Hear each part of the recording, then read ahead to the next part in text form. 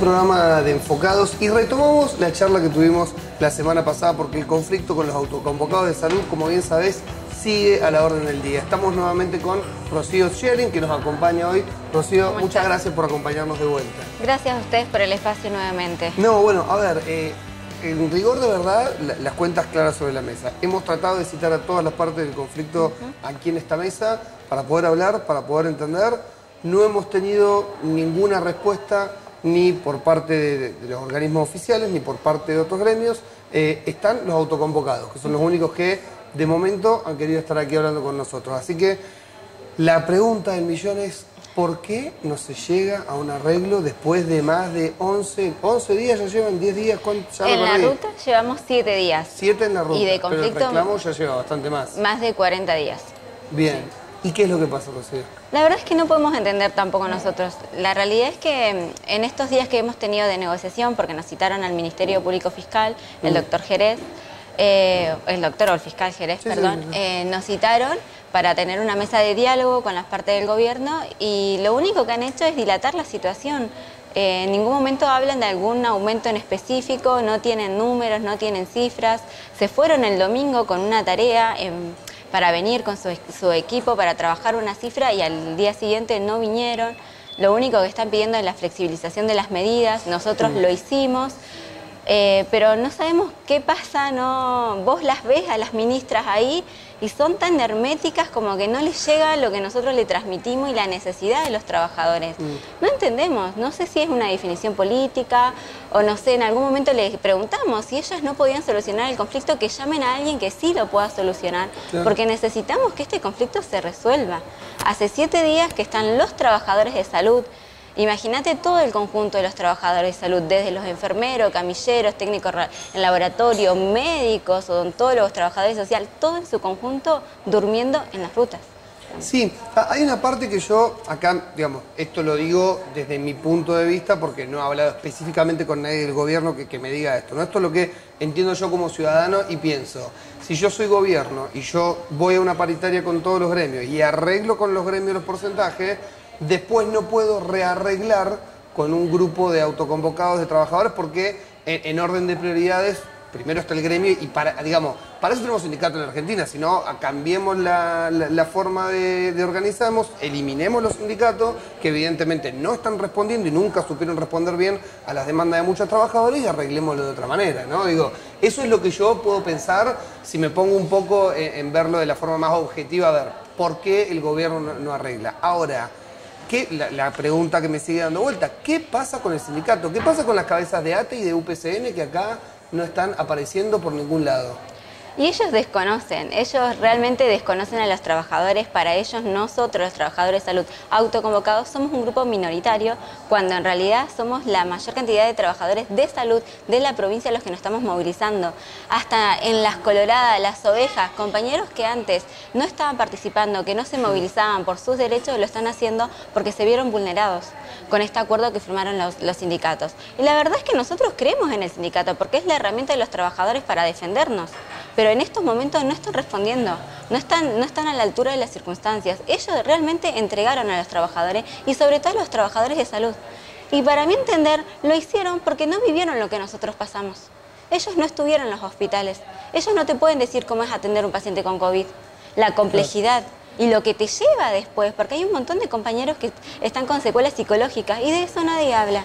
Para mí es por eso, porque no lo viven y estuvieron en sus casas y lo siguen estando y nosotros seguimos en los hospitales. Es por eso que nosotros queremos que se nos reconozca nuestro trabajo. Nada más, que nos paguen por lo que estudiamos y por lo que nos seguimos capacitando. Había una cláusula en un momento que si el gobierno subía la paritaria de un gremio tenía que subirlo del resto. Subió la de ATEN, por lo tanto se entiende que debería haber decantado en los otros gremios también. Sí. ¿Qué pasó con la paritaria de salud? Nada. No pasó nada, porque la realidad es, lo dijo el señor Quintriqueo, que a nosotros no se nos iba a modificar porque lo de ATEN eran todos sumas en negro. La realidad es que a nosotros eso no nos modificó nada. Nosotros cobramos, que la vez pasada traje un recibo de sueldo, hubieron compañeros que cobraban 2.300 pesos de aumento. Los demás antigüedad 9.000 pesos. Digamos, el aumento que ellos decían que era de un 24% con todas las sumas en negro, no es significativo. Hoy en día la canasta básica en Neuquén está de 70.000 pesos.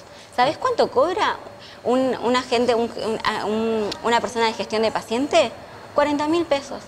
Ahora puede llegar a cobrar 43.000 pesos. Un enfermero cobra 50.000 pesos.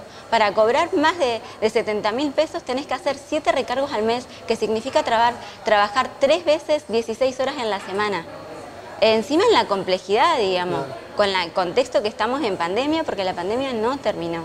Ellos nos quieren explotados, ya estamos explotados por el año pasado y nos siguen explotando. La realidad es que no entendemos por qué el gobierno no solamente no le hace caso y no oye a los trabajadores de salud, sino a la comunidad. La comunidad tomó este problema en sus manos.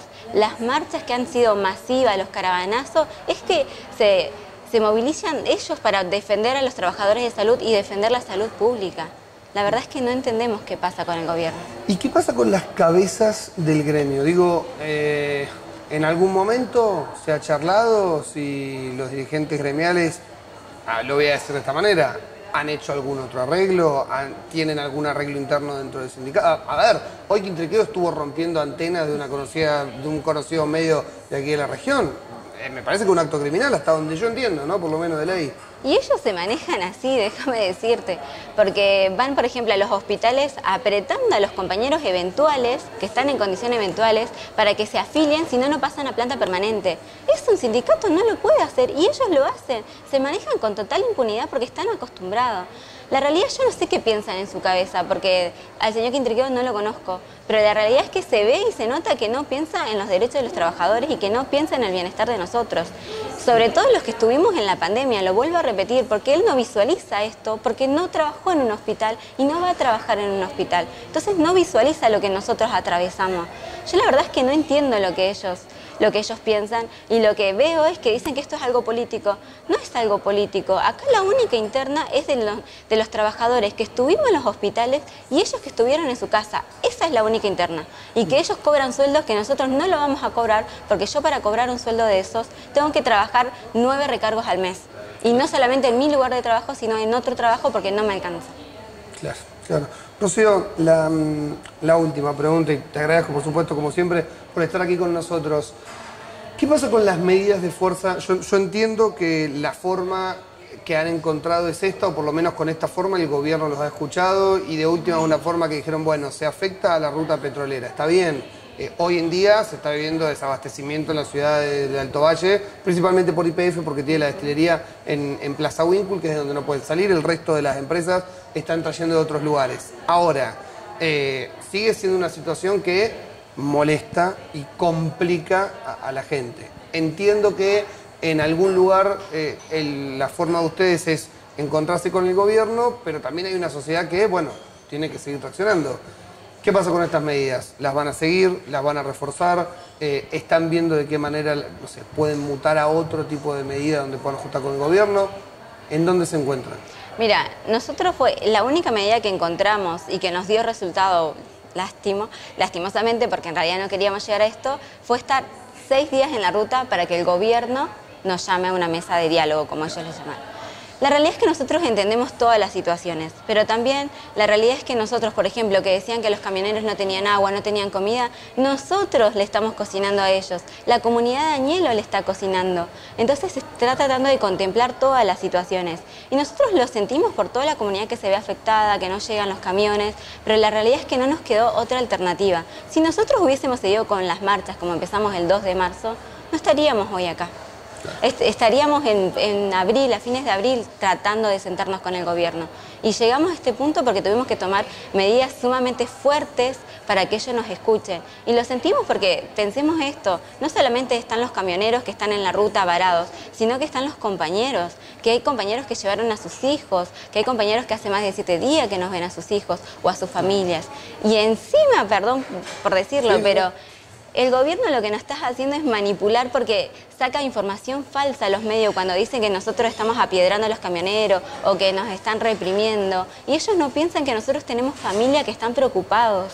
Nos dicen que, no sé, lo último que habían dicho era esto de la represión y que nosotros nos estábamos enfrentando con los camioneros. Y no fue así.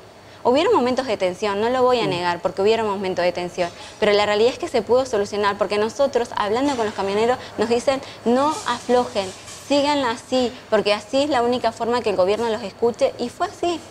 7 días en la ruta tuvimos que estar para que el gobierno nos escuche. Y le vamos a pedir al gobierno que no nos corte la comunicación. Hasta la comunicación de Telefónica nos cortó. Imagínate el poder que tienen ellos y lo que tenemos nosotros, que la única herramienta que tenemos es ir a cortar una ruta para que nos escuche. Es descomunal, digamos, no lo podemos pensar, no se puede pensar que nos hagan esto a los trabajadores de salud. Perfecto. Rocío, muchísimas gracias como siempre por estar con nosotros y contar un poco qué es lo que se vive hoy en día en realidad con el conflicto de salud. Nos vamos a un pequeño corte y ya venimos con mucho más acá en Enfocados. Gracias. Te presentamos la nueva biblioteca digital. Cientos de libros disponibles para que empieces a leer hoy. Regístrate en legislaturaneuquén.gov.ar/leer activa. Legislatura del Neuquén. Legislatura activa. Ya sabes, en Portal Patagonia cuando nos juntamos, algo bueno pasa. La primera compañía privada integrada de energía de Argentina y la región.